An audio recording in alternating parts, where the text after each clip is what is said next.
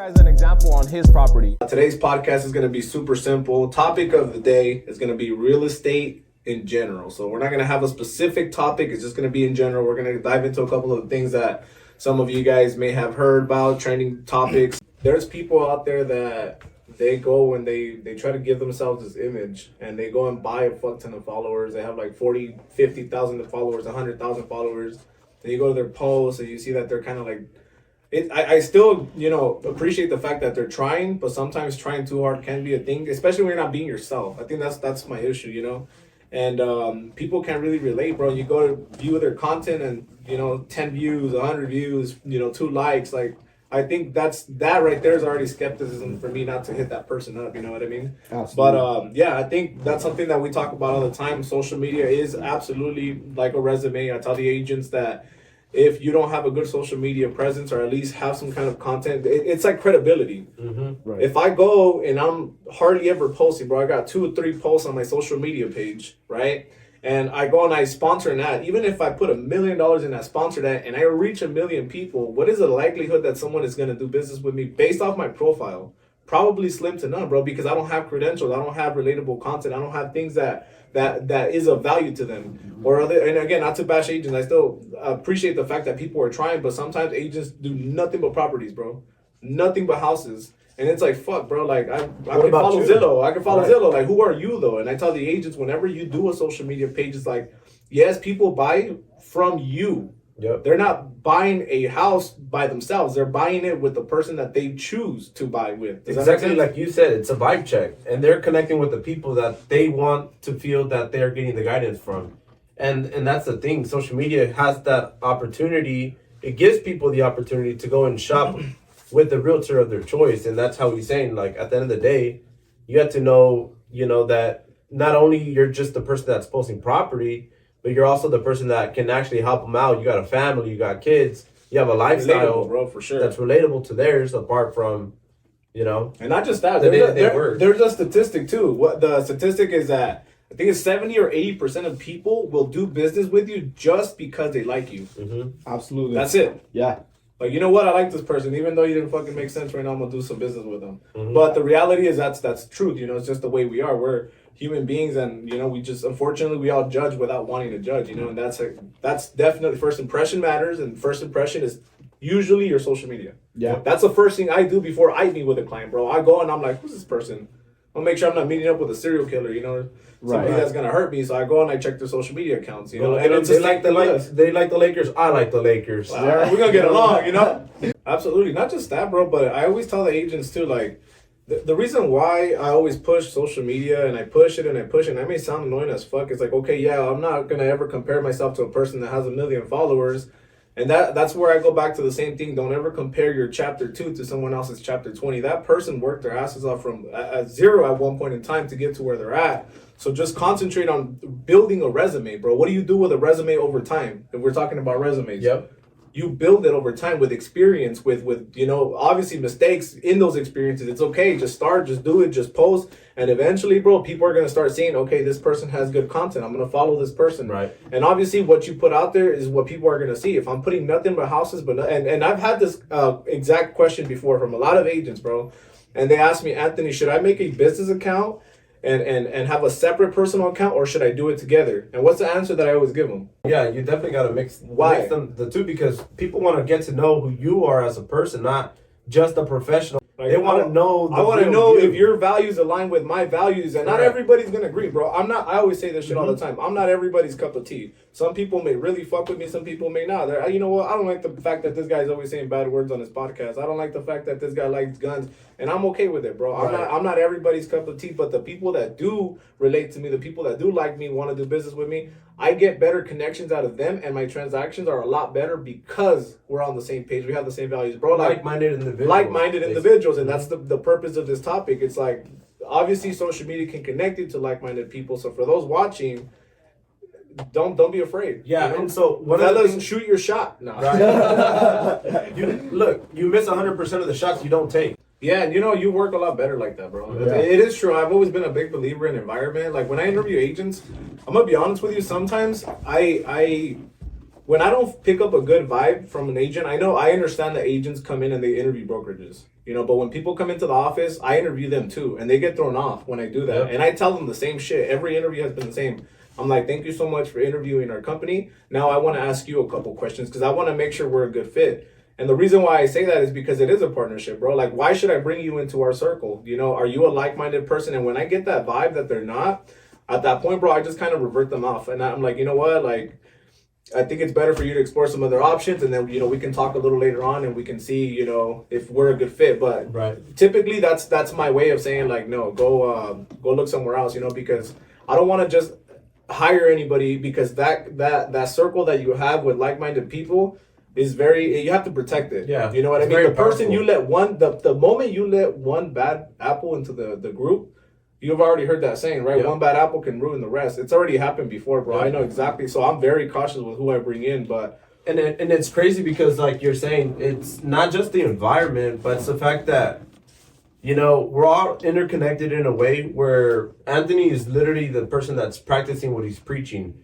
And the fact that he's practicing what he's preaching, he's throwing social media out there, social media. You get clients, and not only is he just telling us, but he's actually doing it himself. And I feel like everybody kind of gets this feeling that they want to be on his level. They want to be marketing themselves the way that he's doing it. And at the end of the day, it's because of the environment that we. But bro, it's a fucking win-win-win. Right. If you see someone doing it, and like honestly, bro, like, I get motivated by seeing some of the agents in the office post. I see your post sometimes, and I'm like, damn, you know what? I haven't posted.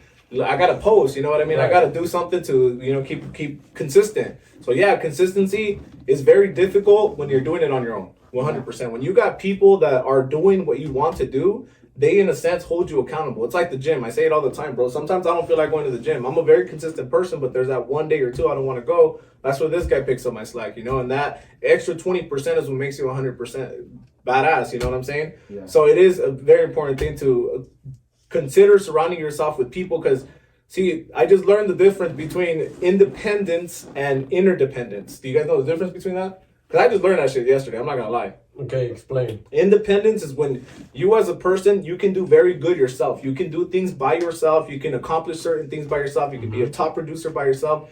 And you depend on no one but you. So if you want something, you get it, which is fine. There's nothing wrong with that. But there's limits, right? Interdependence is what? It's basically you depend on other people and you believe in the power of unity and the power of actually accomplishing something as a team that's always going to be far greater than your success as an individual, right? Mm-hmm. It's kind of like when, and the analogy they used was like playing freaking tennis with the golf ball, what are they called? Bat? The putts. Okay. It's like you're playing tennis with that. Yeah, with a hockey stick. With a hockey stick or whatever, It's like you're really just defeating the purpose of the amount of success you can have. But there's always two different types of people, independent people and interdependent people. I'm a very interdependent person. I depend on others around me, and I know what we can do as a fucking. And there's that saying too, where a lot of the people that have done great and done really good things have a team behind them. They don't go and do the best things that they've done by themselves. A lot of the times, like Apple had a team behind Apple, Amazon, Jeff Bezos had a team behind them. Everybody who is really successful has a team behind them. It's not just, a person who's done everything by themselves. It's like, at the end of the day, you do got to create the power of unity, because that's what will get you to different levels that being by yourself, you'd probably never achieve. One thing that I do want to talk about is this. The agents that come in, and their consistency, even though they got this environment, they got the tools. And, I have people that come in that are brand new and they tell me, hey, what do I got to do? What do I got to do? And I like that he mentioned that, everything that I have ever told my agents to do has never been something that I haven't done myself or that I'm not currently doing myself. Like, I never say, hey, go do this, and you will see me not doing it, I've made calls before. You guys know I cold call. I make regular calls with our systems, our CRMs. I follow up with clients. Sales. I still do sales. I still do my own social media. I run my accounts. Now I got help running my social media accounts, but for the most part, it's shit that I'm already doing. So it kind of irritates me a bit when I have agents that come in. And I'm sure this is relatable, bro, in a lot of different industries. And I know we talked about that a little earlier. It's kind of irritating, bro, when agents come in and they say, hey, what do I do? I'm brand new. I just got my license. What do I have to do to start getting clientele? And I tell them exactly this. Tell them, First things first, we have to start branding yourself. People have to know who you are. Yes, you hang your license with Elite Realtors, but who is Marcelo? Why should people buy? Exactly what we just went over, the branding, the content, the being relatable, the resume, give them the whole unity, spiel. finding the right team, And then come, 2 months later, 3 months later, only like 2 posts, a couple houses here and there, and their page is dry. And then they complain and they're like, you know what, I'm not getting any business. What should I do? What should I be doing? And I'm like, well, maybe social media isn't for this person, because not everybody works the same way. And I get that. Some people just, they even though not everybody works the same way, I will say something though. I do still think you need social media. Even if it's you that doesn't know how to fucking run it, have someone run it for you. But you still need social media presence. Right. I don't care who you are, But, it's irritating when they're like, I'm not making any money. I'm like, dude, you're not doing what the fuck we're telling you to do. Yeah. I'm telling you exactly what you need to be doing, but yet you're not coming in. You're not being consistent, even though you got a powerful team. Dude, if you got a powerful team with you in your office and you have all the tools that you need, you have a CRM system, and I say this shit all the time, you have everything at your disposal and you're not utilizing that to get to the next level, that's on you. 100%, bro. You ain't got no fucking excuses. And I'm gonna be honest with you, bro. I don't feel bad for agents like that. And to be honest, those are unfortunately to say, but those are for the lazy ass people that don't. They have everything at their disposal and they don't want to go and utilize the tools. So and they blame the market. It's the drive. And they blame the market. They blame the economy. They blame everybody else and their mamas except for themselves. Yep. They didn't blame the fact that they didn't come in for the last 4 fucking days, or and when they do show up, they show up at 12:30, 1 o'clock in the afternoon. And then they say, why am I not closing any deals? Why am I not getting any escrows? And I'm sure this is relatable to a lot of different industries, bro, because we talked about this before. It's because we're self-employed. I mean, we get to come in whenever we want. Cool. We get to sleep in. We get to stay in or stay up as late as we want. But at the end of the day, the one that's really being affected is us. If we're not the ones waking up, we're not dedicated, we're not reading books, we're not helping our mental health. It's a lot of different things apart from the physical health.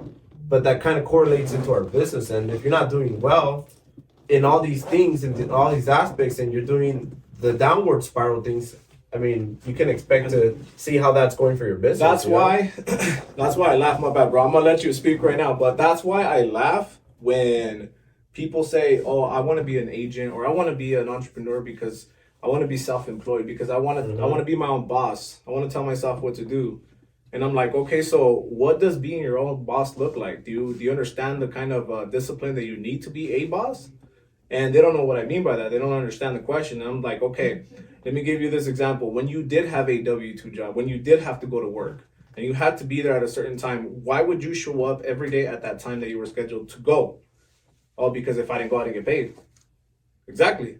So being your own boss, you would have to discipline yourself in the same way here, right? You would have to be there, because if you're not there, guess what? You're probably not going to get paid. Even if it's not for that hour, in the future, you're not going to get paid. Does that make sense? And they get confused with that question. They're like, I don't know what you mean. You'll come to find out that being your own boss takes a lot more discipline, because no one is telling you what to do now. Yeah. Now you are the boss. Are you a good boss, or are you a piece of crap boss that you're not going to discipline yourself to be there every day, even if you don't want to be there? What do you do when you don't want to be at work, but you got bills to pay? You still show up, because if you don't show up, you don't get paid. It's the same shit. But the people that join, sometimes they get into entrepreneurship and they say, you know what? I'm going to get into this, and I'm going to take holidays off. Yeah. I'm going to take weekends off. Well, yeah, you can you know what? I'm going to sleep in today because I feel like sleeping in today.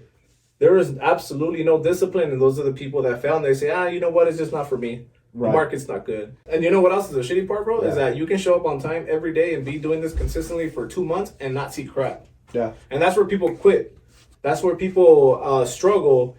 They'll go and say, you know what, nah, I don't have time for books. I don't read books. And, I'll post on Instagram that I'm reading a book or whatever, and people think it's just to flex. Like, the reality for me, it's like there's nothing to flex. Like, reading is probably one of the greatest, most undervalued things that people are not doing in today's society, because they're too busy being on their fucking phones, on TikToks.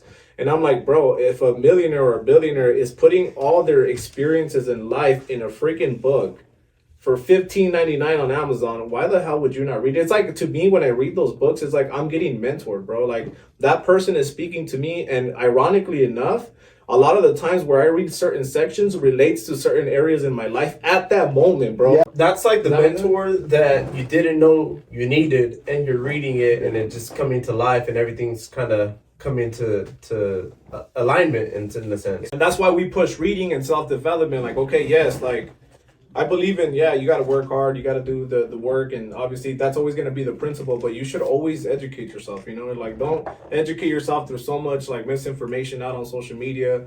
Like, half the shit that you see on social media isn't true. Yeah. First off. And then second, you know, you should always want to improve your mentality because it's going to help you think clearly, think better, and from a different perspective that you didn't think from before because you just got to read another person's experience. And that person is not just anybody, bro. They're an author and it's a #1 selling book.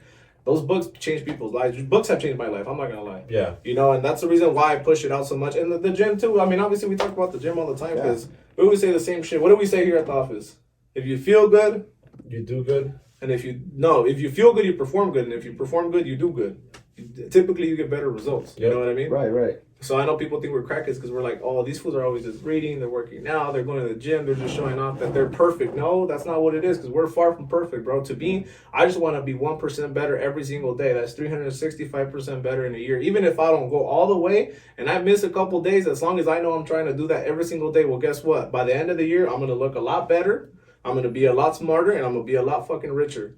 You know, and that's the reason why I post it every day because I want people to see this is not an overnight process for the agents that come in and they do it for 2 months. Bro, I've been doing this shit for 10 years. Yeah. Right. And as my own boss, I'm the broker, right? And I'm still the first one here sometimes. I'm the last one here sometimes. And I like to set that example because it's like, no, bro, I'm not just telling you guys to do it. Yeah. I fucking do it. It's literally like that penny effect. It's like every day you get better and you're chipping away every single day. And eventually it starts to gradually grow to where you're at this point in life where you're strong, you're really smart, you got ways with your words. It's like you've developed yourself in all these days to become a whole better person. That's just inevitable. The more that you're reading, the more that you're going to the gym, the more that you're doing all these things to help you, it's like eventually in a year from now to 2 years from now, you're going to be a whole nother person than what you were back in 2020 or what you were back in 2024. Yeah. You know, it's just those type of things that you just cannot get rid of because why are you going to go and chase all the things that are not going to help you become a better person? Right. You know, it's more than common sense. It's inevitable. If you read, eventually you're going to get smart. Yeah. You're listening to podcasts, eventually, you know, I heard this, I actually read it. I'm not sure if I read it, but I've heard it, I read it somewhere where it says if you listen to a podcast every single day, eventually it correlates to being as smart as like receiving a bachelor's degree or something like that. Like it's basically you're filling your mind with so much positivity and knowledge that eventually you're going to be like hella smart. You know? You're just going to know so many different things. You're going to be well-rounded in different topics depending on what you're listening to. What are you learning? You know, you should want to develop yourself in a positive way and, you know, obviously mentally, just because it's one of the most important assets that you're ever going to have in life is your mind, knowledge. Your knowledge. You know, obviously everybody may think a little bit different. Some people are like, man, fuck reading, fuck trying to develop yourself. That's fine. That's on you. But for the like-minded people, I think that's one of the most important factors is, learning how to receive the positive knowledge that you need in life, right? There's a lot of negativity as we talk. You know, we speak about it all the time. 97% of the world is nothing but negative crap. The news, social media, most of that stuff. So whatever you're feeding your mind is a reflection of how you view life too. You know, your perspective on life. But it's funny, real quick, that you said something that I want to kind of share, bro, because I had shared this with you last time. There's something that sparked something in me at a certain point in time because I've always like worked out and shit. But I've never really taken it serious till like 2023 last year, right? When I'm like, okay, you know what? Let's dial the fuck in. We got like hella shredded or whatever. We did that cutting season. So there was something that got me going, bro. And I want to share it, bro. This is badass. So I saw this quote. And when I saw this quote, I'm like, bro, like this is that one thing that kept me going. So obviously, number one, this is something that I tell the guys. When you're at an age of like 20 or 18 years old, all the way up to, I don't know, your mid-30s, that's considered like prime for a male, right? 35. It's actually age 25 to mid-30s, right?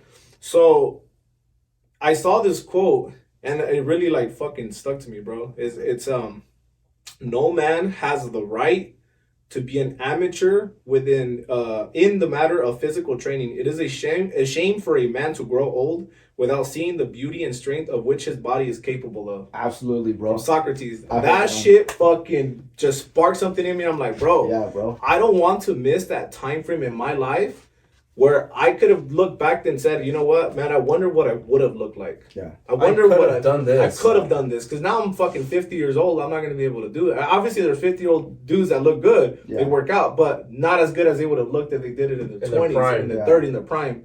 I don't want to miss that opportunity, bro. Yeah. I don't want to miss that window. I want to see what I can potentially look like, bro, in the best possible fucking way. That's it's weird, but yeah, you know, when I and it kind of goes back into like manifesting and kind of seeing yourself as a certain image. Mm-hmm. I have this thing where not only do I want to be in the best physical appearance, and I not only do I want to be the smartest person in my youth, but I also want to experience like riches. I want to experience like really setting a standard for your family and a legacy in your youth. I don't want to be the typical 40, 50-year-old rich male that's just, you're rich because you're old and you worked your ass off for 30 years. I'm trying to do that now in my youth so that I can experience that. And that's like, at the end of the day, that's what I manifest, and that's what I think about every day. Is like, how can I be that person now? See, and I see a lot of influencers on social media, and they basically do a lot of videos, and they're like, you know what?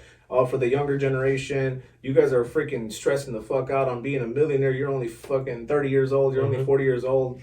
And I get it. I understand. I don't think you should ever feel pressured to become a millionaire, to, you know, try to get yourself rich as possible. But it is 100% true where now in today's society, you could, if you want to.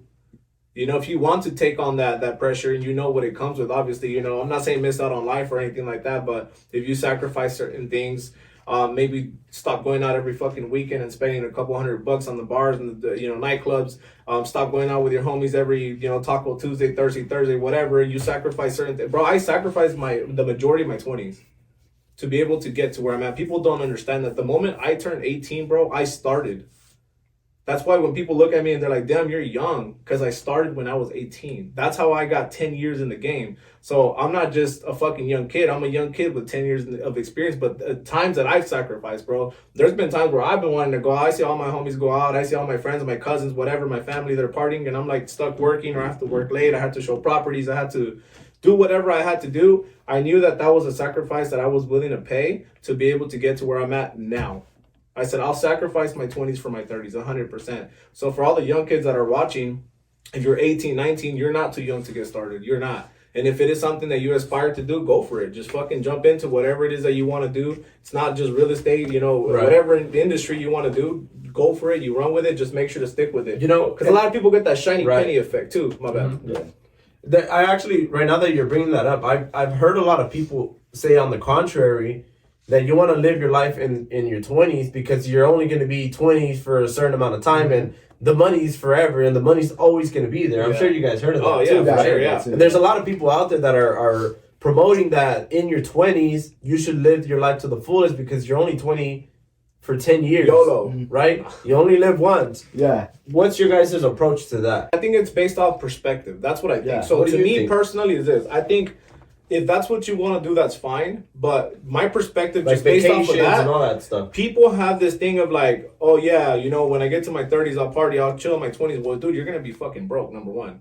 Like, that's just a fact. When you're 30. When you're 30, yeah. And you're it's gonna be crazy broke. because... So to you, partying by the time you're 30 is going to be, maybe going to a nightclub here and there, maybe going out of town once or twice, when somebody else's perspective is like, I'll get rich as fuck in my 20s and I'll travel to Dubai if I want to. I'll go have breakfast in Japan and come back the next day if I want to, because I sacrificed my 20s to have real fun in my 30s. Yep. Everybody's perspective is different, so it is subjective, and I think even apart from that, sometimes it's not even about partying. It's like, nah, dude, I want to be in the best possible physical shape of my life. I want to have the most amount of money that I've ever had, because when I'm in my 30s, I want to enjoy the fuck out of my family. I want to be with my family, bro. I want to dedicate my time to them, and I want to be able to take more trips as a family. Me personally, I've always said this, bro. I'm a family guy. I don't look like it or whatever because I'm young, but I grew up off of values from old-fashioned Mexican parents, and our values was family, bro. Like, for me, sitting down at a dinner table with my kids, that's like the most priceless thing that you can ever experience as a man. 100%, bro. When you're with your children, all of your children, you're there with your family, like, and they're there, they're happy, they're healthy. Like, that is the experience of a fucking lifetime, bro. There's no amount of money that can ever put a price on that. And if I can get more of that, I'll definitely do it. And I know that it comes with sacrifices. A lot of people get into self-employment because they want to spend more time with their family. Well, in the beginning, you don't. That's just the truth. Right. And if you're willing to pay that price so that you can, again, experience that. So to answer your question, I think it is on perspective. What is your idea of living life to the fullest? Right? Yeah. Absolutely. But yeah, I'll sacrifice my 20s all day long. And I did. And I have. And I'm still doing it. I'm not done. You're happy about it. I'm happy. I made that decision. I've told you before, I've been in a position in life, bro, where, you know, I had the opportunity and the luxury to be at home 24/7. But guess what? I was fat as fuck. I was 315 pounds. I was depressed as fuck because I didn't have any money. And I didn't take care of myself. So guess what I did, bro? How do you think that home was? How do you think that environment was in my home? It was shitty, bro, because I wasn't the best version of me. And if you don't have enough in your cup to pour into others, it's just empty pouring into empty cups, bro. There's nothing that you're doing to benefit that household. But as a man, if I'm physically in the best shape possible, if I'm financially bringing the bread in, I can, you know, situate my family better, and I have a lot in me to pour into my family, that household, that environment is going to be to the fullest, bro. Yep. But it starts with the man, the leader. Obviously, there's God, there's the man, and then the family. That's the way that I see it. Those are the values that I was raised on, you know? Right. Your wife and then the family, you know? So. And it's cool that you even bring that up as a topic, because there's people out there that say money doesn't buy you happiness, right? And it's like a very famous quote that people say, it doesn't buy you happiness. Yeah. But it sure as hell can get you happy. It pays for everything that will get you to a better place in life. It's the insurance, it's the school. Money can buy you anything that will get you to a happy place in your life. Yeah. I'd rather cry in a Bugatti, bro. 100%. 100%. So when we talk about this whole consistency, see, I'm talking about sacrificing your 20s, right? Yeah. So the average agent now, because back then the average age of a realtor was like 54 years old, right? That was nationwide. That was the average, statistically speaking, the average age of a realtor, 54. So now, obviously, that number has changed a lot. Now you see a lot more millennials getting into the game. There's a lot of 20-year-olds. So when they come in, I'm talking about a 10-year time frame. Look at the mentality I came in when I was 18. I already knew that when I was 18, I'm sacrificing my 20s. But then you got people that come in and in 2 months, they don't get results and they're bitching about it. They're crying, oh my God, I haven't made money. I haven't done this. I haven't done that. And I'm like, bro, you've been in the game 2 fucking months. Yeah. You got to have a different perspective when you get into any entrepreneurship in general, bro. It doesn't matter if you're doing insurance, if you're doing car sales or whatever. If you stick with something, you got to make sure that you're going to be able to stick with that for a long run. Right. A couple years at least, a decade at least. A decade is not even a lot of time, and bro. this is if you're going into business for yourself, and by any means, like, it doesn't have to be, it's not for the regular employees. This is for people that are in business for themselves. Like, right. You really got to see, okay, I'm gonna do this and I'm gonna stick with it, you know, because at the end of the day, if you're not persistent, you're chasing the next penny, you're never gonna get to certain levels with that one thing that you could have. I think even this would even apply to employees, because look, obviously, you know, we're entrepreneurs, right? Mm-hmm. I don't ever like look down on people that work 9 to 5s, because like, let me give you an example. We talked about this before. Blue collar workers, they make bank too, bro. Yeah. But there's blue collar workers that go from construction to plumbing, from plumbing to AC. They don't specialize or master one thing when they can be fucking great, you know. And I'm not even talking about, like, okay, we talked about this last time too. What does a average AC guy make in Bakersfield?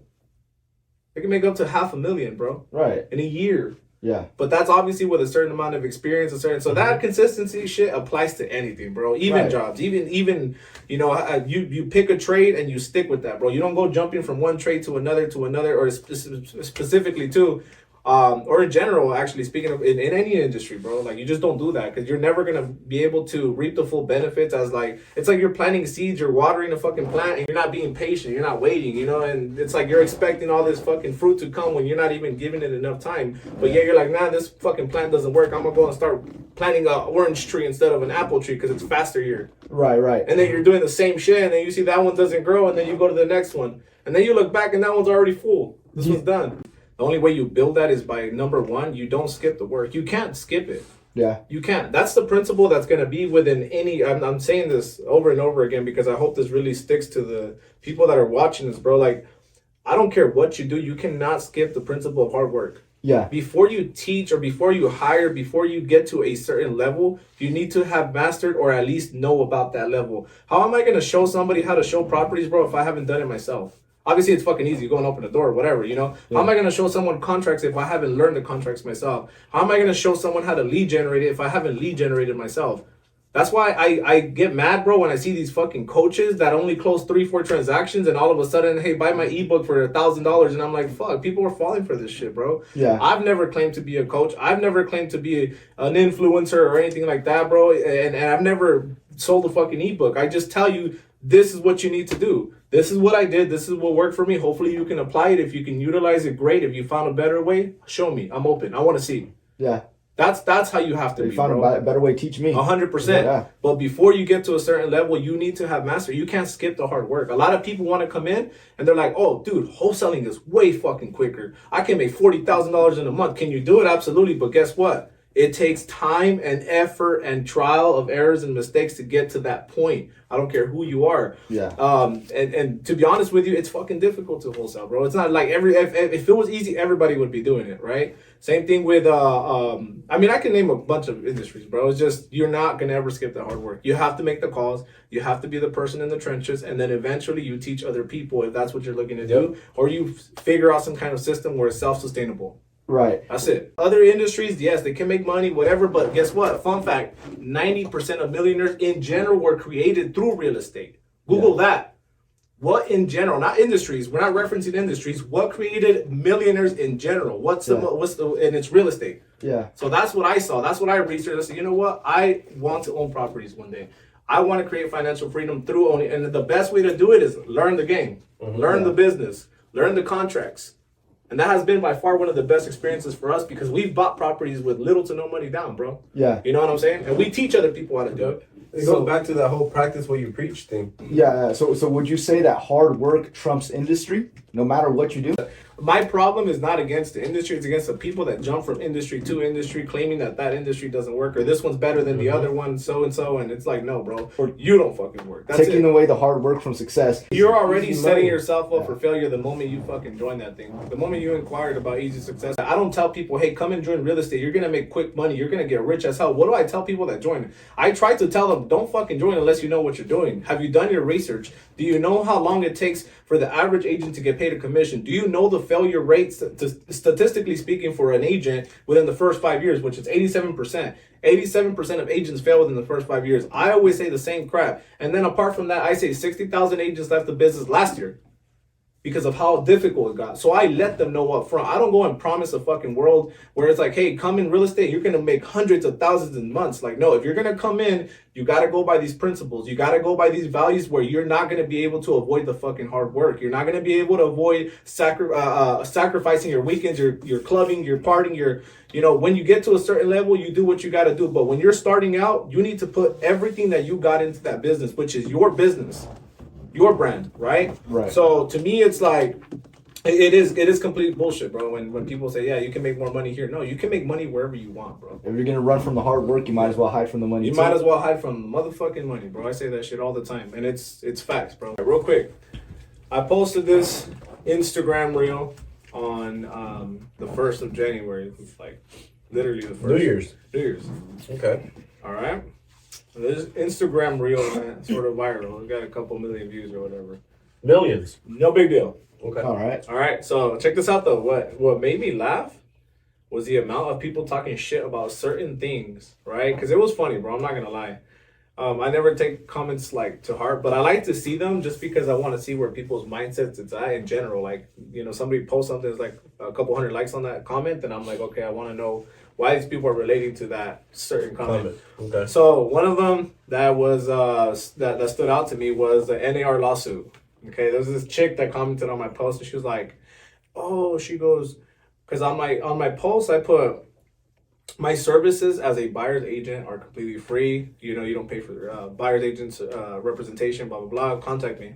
She's like, dude, you're misleading. You're misleading the buyers. Just keep in mind, this lawsuit just happened, what, like 2 months ago? Yeah, a couple months. Just like a couple months, right? So there's nothing in effect yet. There's nothing in effect. They haven't necessarily said, hey, you know what? This is what you guys have to start doing from now on. Until that happens, technically, everything is still the same. It's supposed to take effect sometime this year. But anyway, she goes and comments, that's misleading. You're telling buyers that it's free when it's not free. And I'm like, okay, so then who's paying for it, right? Who's paying the buyer's agents' commissions? Well, typically right now it's the seller. So for those of you that don't know, there was an NAR, National Association of Realtors, class action lawsuit against them, basically saying that sellers were tired of paying buyer's agents commissions. Like if they list their property, they only want to pay the listing agent. They don't want to pay the buyer's agent. Does that make sense? So that was a class action lawsuit, right? And they won. They got awarded like $1.8 billion in damages, which, by the way, it's fucking ridiculous because who keeps 33% of that 1.8 billion? Do you guys happen to know? The IRS? No. The NAR. Them too. Nah, the fucking attorneys, bro. Oh shit. Attorneys keep 33% minimum Right, of right. all gains, all right? So you're talking about $590 million, bro, that they get to keep. And if there's thousands of plaintiffs, well, guess what? They're only going to get a check for like $200. So enjoy that shit. But anyways, now that's going to change the industry in general because now it's like, I want to list my home and I don't want to pay a buyer's agent. So a lot of people are saying that now buyers are going to have to start paying for representation or whatever, right? You know, one thing that I want to make clear as of now, buyers don't pay for representation. Is it negotiable? Absolutely. If I get a buyer and a buyer is willing to pay me a commission, everything is disclosed before anything is charged. Okay, that's number one. Number two, commissions have always been negotiable, 100%. So regardless of the fact that whatever that lady said in that stupid comment saying, oh, you know what, dude, you're misleading. No, the fuck we're not, bro. We're not the ones getting paid by the buyer. The buyer still doesn't pay us. And that post that I put up was a new construction build, right? So in that sense, the builder is the seller. The builder is paying the agents to bring in a buyer and they're going to pay them a commission. Why the fuck would I tell a buyer that I'm charging them when I'm not? That's like the most ridiculous thing ever. So I just wanted to clear that there up. alone is misleading. It's misleading alone. Saying, hey, I may or may not charge you, by the way. Yeah. Like, why would you say that? You know, if it's something that you already have in place where you want to practice, you know, charging buyers for representation, you do that up front. But if I have no intention of charging my buyers and I know I'm going to take them somewhere where I'm already compensated by the builders or, you know, if I know that I'm going to take them out to a market where, hey, you know what, there's no compensation for buyer's agents, then I'll let them know, hey, I charge for my services. Right. But as of now, why the fuck would I do that? Why would I do that? Right? And I want to make something very clear. Commissions have always been negotiable. It has always been negotiable. So I'm kind of confused with why people won that lawsuit when sellers were, when you sign a contract, at least in California, when you sign a residential listing agreement, on that residential listing agreement, it shows, hey, we're going to charge you a total of 6%, 5%, whatever it is that the agent negotiates with the seller, right? We'll charge you a total of X amount of dollars. We have to split this with a buyer's agent and hence initial here. Are you okay with these terms and conditions? And they sign off. They're okay with it. You know why? Because people don't care too much about what they're getting charged. They care about what they're going to walk away with. I say this all the time. When sellers contact me and they say, hey, I want to sell my house. Okay, perfect. Why are you selling? Okay, I need to sell because I need to upgrade, I need to downgrade, I need to do this, that, blah, blah, blah. I listen to why they want to sell first. I don't get commission happy. I know that if I can't sell a property, I'm not going to list it. I'm not going to waste my time and I'm not going to waste my client's time. So what I do is why? What's the motivation? Like when you're buying a property, what's your motivation to buy? When you're selling, what's your motivation to sell? Because I don't want to sell your house and leave you without a home. Okay, second, which is also a very important question. How much are you going to walk away with after you sell? Right? And I say this all the time. I don't care what anybody says. You get what you pay for. That's 100% facts. Yep, I've seen people pay 3% and get the worst fucking representation possible. They handle the offers themselves. They handle the showings themselves. They take on all the stress and all the agent does is put it on the MLS and then, all right, I see you in a couple weeks and we get an offer. That's it, bro. So you do get what you pay for, 100%. And I let my sellers know. So when I go and I disclose that, I still think, to be honest with you guys, what I think is going to happen, the NAR is going to tell all the associations, statewide or nationwide, tell them, hey, you know what, guys, you guys are going to have to start disclosing that it is an optional thing whether you want to pay a buyer's agent's commission or not. I don't think sellers are going to be idiots enough to say, no, we don't want to pay an agent to bring a buyer. Right. Does that make sense? Because they're doing You're their paying job. a listing agent for what? To list your property. To and list your represent you. property, to put it out in the best possible. Take, if you're a good agent, typically you pay photographers. You get money involved before the sellers do, right? I pay for professional photography. I make sure that I boost it on social media. I make sure that I email it to my thousands of people that I have in my CRM system. I make sure that I tell everybody in my sphere, which what I feel is the seller is paying for, that this property just went up for sale. That's the service that I'm providing. And if one of those happens to be an agent that has a client that is ready to go and they're willing to make an offer, why would you not compensate for that? Right? When you have hundreds of thousands of dollars, I don't think that, bro, people to this day, they know about that though. They know that that's what they're paying for. We explain that. If you're a good agent, you're going to explain that. So I'm really confused to why that lawsuit was won. I really am. Yeah. Because they're conspiring that it was higher commissions. Bro, they always have been negotiable. And I feel like that's what they're disclosed. It's disclosed. Everything has to be disclosed. At least in Cali. I don't know how it works in other states like Texas or New York or whatever, but at least in Cali, because I think this lawsuit took place in Oklahoma, something like that. So it was a little bit down that way, but in my professional experience, based off of what I've seen, I honestly feel that people are still going to be okay with it. I don't think it's going to be the end of the world. Experts are predicting that 60,000 agents left the business, right? Last year. They're saying that another 20 to 30% are going to leave the business this year because of that. I don't think that's going to happen, bro. Even the experts predicting that, I don't think people are going to leave the business. I think you just have to do a very good job of disclosing and being truthfully honest to your clients. And if your clients are okay with what they're paying you and they're okay with what they're going to walk away with, who cares? Yeah, absolutely. Bro, and you know what's funny? And I want to just talk about this shit too, because for sell by owners, they're the ones that talk the most shit. Nah, dude, I can fucking sell houses myself. Well, guess what? I can cut hair myself, but I'm not a fucking barber. I'm going to screw my shit up. So I won't cut my hair. I'm going to pay a professional to do that for me because I know there's people that have more experience in what they're doing than versus what I do. Can I sell my own house? Absolutely, right? But am I equipped with the right tools and the right sphere to be able to do it? I'll give you an example. I had a for sale by owner, bro, that had listed his property. This was a while back too, by the way. He had listed his property for $250. And it was my first time, bro. I was a newer agent. I'm like, you know what? I'm going to hit this guy up because I feel like I can try to help him out, because that property's at $250 and he wasn't marketing. He had it on Craigslist, bro. I had got on Bakersfield Craigslist and I saw his listing. I'm like, I'm going to hit this guy up because I'm going to see how I can help him out. Maybe I can market it. I was getting into social media. And I hit him up, and this guy blew me off, like, in every possible way. He's like, nah, you agents are fucking scammers, and I don't want to work with you. He's like, I can do this shit myself. This is my second property I sold. And I'm like, well, what if I told you can get more for that property? You're listing it at $250. Market value is like at $300. He's like, I know what I'm doing, blah, blah, blah. Hangs up the phone, clicks. Guess what? He ends up selling it for $250. The next door neighbor sold his property. Okay, and he didn't even know about this. This shit was on the MLS. It's all public information, right? Sold his property for $290,000. He left $40,000 on the fucking table, bro. Right.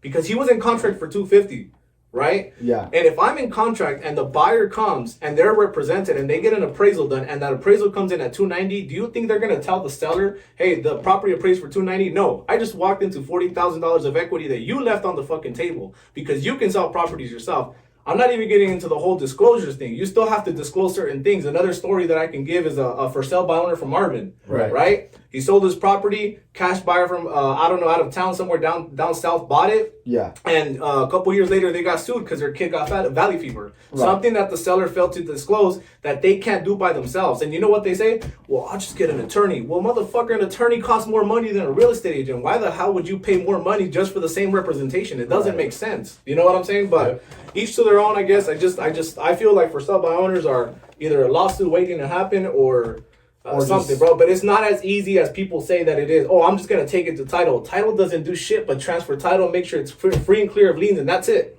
That's all they do. But they don't estimate the value of your property. They don't know if you're leaving money on the table. They don't bring you buyers to you know what I mean? They just do their job, bro. That's it. It's like my mom always says, the cheap in Spanish is lo barato sale más caro. Yeah. Right? And in English, it's like, whatever you think is cheaper up front ends up being more costly in the long run, or more expensive in the long run. And that's 100% fact. Now you got to go and replace the item, or now you got to... You spend more time. Sacrificed, Yeah, you 100%. spend in smaller increments, but more time. Yeah. And then another comment that I kind of want to get into real quick, because we're about to end off this podcast pretty cool, but I want to talk about buying versus renting, okay? There's a lot of social media experts and gurus, and it's funny because I see a lot of these motherfuckers. Like Grant Cardone, I'm going to give you an example, okay? Shout out to Grant Cardone. I seen a lot of videos back in I think 2020 when COVID started hitting. don't buy property, don't buy real estate, it's gonna crash. Robert Kiyosaki, oh my God, real estate is gonna crash, don't buy real estate. And that's like fear porn, bro. Everybody's like, they live off of that shit. Yeah. And they've been saying the market's gonna crash since 2008. Since after that happened, every year since then, the market's gonna crash. The market's, and these gurus go on and they confuse people and they say, nah, don't buy a house, blah, blah, blah. Do your research. Do your research. Do your own find research. out, yeah. Don't just see a TikTok video of some guy that looks rich as hell saying, don't buy property right now. Buy my ebook. I'm going to show you how to make millions of dollars. Yeah. Like, bro, do your research, especially in your area. I don't think that buying is always better than renting. I think in some cases, if you got a $700 rent payment and you've been there for years, then fuck it, stay there. You know what I mean? If that's going to help you make more money. However, I don't think that demonizing purchasing property right now in general is a good idea. I think it's completely stupid, and I think it's very moronic for you not to do your own research when you have a capable tool in your hands that can literally research anything that you want in the world. Anything. Right. So if you want to learn about real estate and you really want to think for yourself instead of listening to other fucking people. By the way, I seen that video where he's like, don't buy it right now, it's crashing. And then a couple years later, just a few months ago, I just saw a video where he's like, right now is the best time to buy a house. And I seen the comments, bro, you literally just got done saying that it was a horrible time to buy. Yeah. So those people don't know what the fuck they're talking about sometimes. Like, I listen to the gurus that I know have the expertise that are actually doing it. But again, based off of my own research, based off of what I believe, based off of, you know what I'm saying? And I teach that to people, and you guys, even in that option, you guys still have the option of believing whatever I tell you or doing your own research as well. I mean, at the end of the day, it goes down to the numbers. Like, as long as the numbers make sense, that's all you really got to focus on. You don't got to look at the picture and make sure that it fits perfect or everything's aligning with the stars. If the numbers are making sense, then you go for it. You want to have a certain lifestyle and you put off that whole lifestyle for 10 years and you pay for it in time instead of paying for it in money. 100%. And I don't care what people say too. Another thing that I want to pick up off of that, it doesn't matter what the market does, bro. I hate it when people call me. I don't hate it. It's you know, obviously people are concerned when they're first buying a property, but it's kind of like, it's sad to hear people say, well, hey, Anthony, if I buy a house, what's the market going to do next year? And I'm like, well, bro, let me ask you, are you going to flip the property, or what are you planning on doing with the property? I'm going to live there. For how long? At least 10, 15 years. So then why are you worried about what the market is going to do next year? Don't worry about that. Worry about your payment. Worry about making sure that you're comfortable enough to afford that fixed payment, by the way. A lot of people are saying, oh, well, I don't want my payment to go up. Well, in 2008, a lot of people lost their houses because that rate was adjustable. It can go up and down at any given time, and a lot of people lost their houses because the rates fucking shot up and their payment shot up. Right. Okay, another thing, subprime mortgages. We talk about this all the time. Subprime mortgages are bad borrowers, people that don't have the best credit. They got in, if you were breathing, you can buy a property. That's how it was. Now it's very difficult to qualify for a loan. It's very difficult. I'm gonna be honest with you. There's so much underwriting that goes through these processes to make sure that you got the income. You got to make that's why it's hard, and that's what people complain about. So to me, it's like, if, like Rigo says, if the numbers make sense and you're already paying $2,500 in a rent, in a condo and you know, somewhere by the beach, whatever, and you can pay $2,500 and have a fat ass house and something that you're gonna own and something that's gonna appreciate over time, regardless of whatever the market does. Why would you not do that? Why would you not explore that option? Why would you not invest your money into something that is there? It's land. It's never gonna. They're never gonna make more land, and I think that's one of the realest quotes ever, bro. Like, obviously, I believe in tangible assets. You know, a lot of people believe in virtual, you know, currencies and stuff like that. That's great. I think it's a great thing that you can get into, but I also believe that, you know, for me, tangible assets is everything, bro. You know, I think if you can see your money, you can plan it. It's like, okay, I got a house, you know, and then people are like, well, you never really own the house. You got to pay taxes. You got to do this. Well, motherfucker, we don't ever own shit, period. It doesn't matter what it is, bro. It could be a car. You don't technically own it. You stop making those fucking payments. Well, guess what? The bank is going to repo that shit. And you stop paying your tags and they find it on the street. Guess what they're going to do? They're going to fucking repo that shit. You don't technically own anything, period, bro. But investing your money in the right places is going to be a lot better than letting it sit in a bank where you're only going to get paid 0.0003% interest. Does that make sense? Absolutely. So, anyway, yeah. So, just wanted to talk about that. I saw this guy who commented fucking like, oh, yeah. He's like, I would rather rent than to pay for 30 years and pay over $700,000 in interest and this and that. And I'm like, bro, you're completely missing the entire perspective of like home ownership. Right. You can leverage homes. You can't leverage your rentals. If you live in a rental, you can't leverage the equity. There's a lot of people that they buy a property They buy it at a good price point. They live in it for 2 years, and in 2 years it appreciates. They either rent it out, they pull out a line of credit because they have $100,000 in equity. They use that property to buy another property. They rent this one out. They get rent. They collect cash. They help them with their mortgage, and they're sitting on some money, and it's just like a never-ending thing that you can do. Obviously up until a certain point, right? But it's amazing that people can even do that.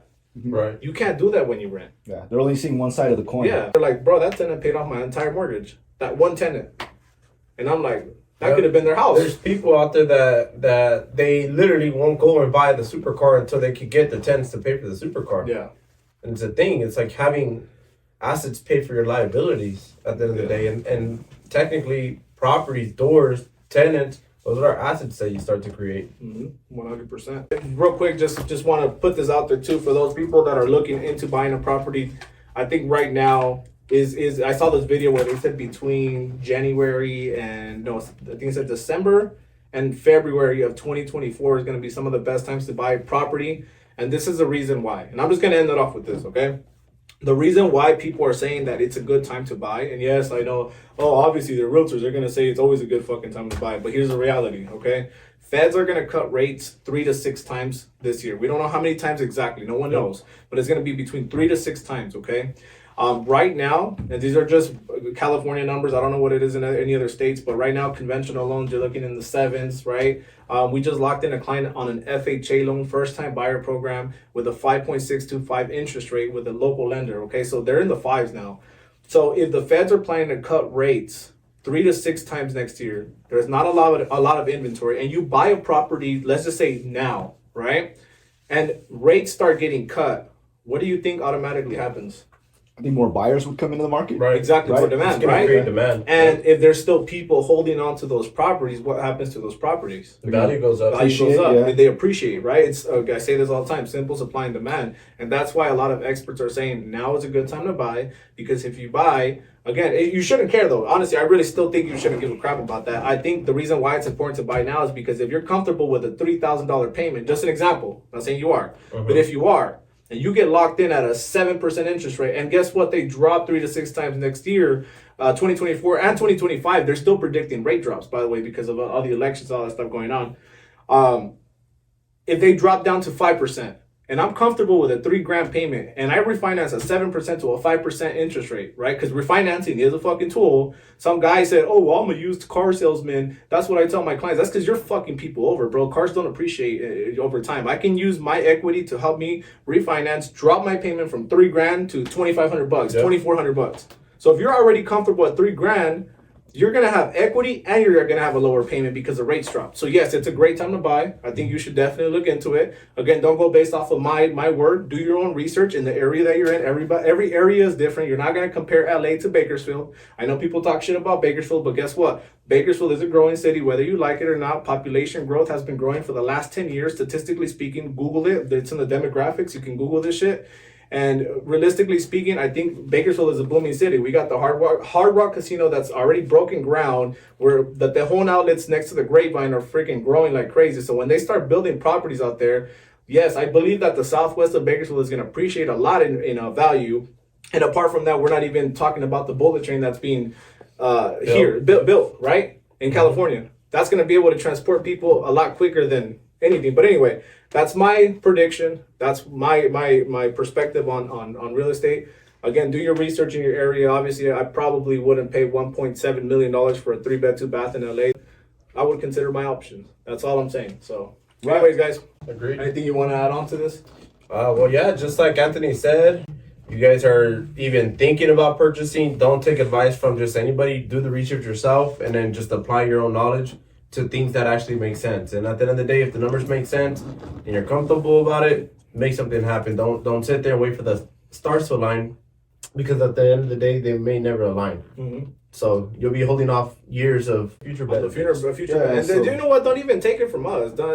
Ignore this entire fucking podcast and still go do your own research. And then you decide what you want to do. But don't just go and get on a couple TikToks and listen to some fools that are not even in the industry, talking shit, acting like they know what they're talking about. No, they don't, bro. Like, they really don't. Go do your own research. Talk to lenders. Talk to people that are in the industry. And then based off of all the resources and the tools that you've utilized, then you make what is it called? An An educated decision. Don't just go based off emotion, whatever you're feeling with all that fear porn shit. Yep. Stop listening to those guys. Yeah. Just do your own research. All right. Cool. With that being said, guys, thank you so much. On to the next.